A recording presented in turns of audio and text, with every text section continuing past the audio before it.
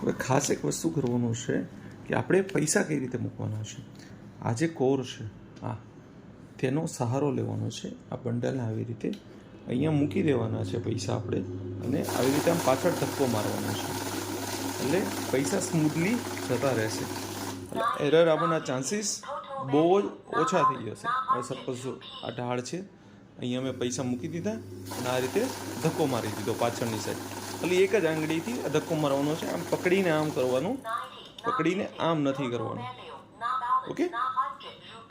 અને જ્યારે પણ માનો કે પૈસા ફસાય તો શું કરવાનું, પહેલાં મશીન બંધ કરવાનું છે, પછી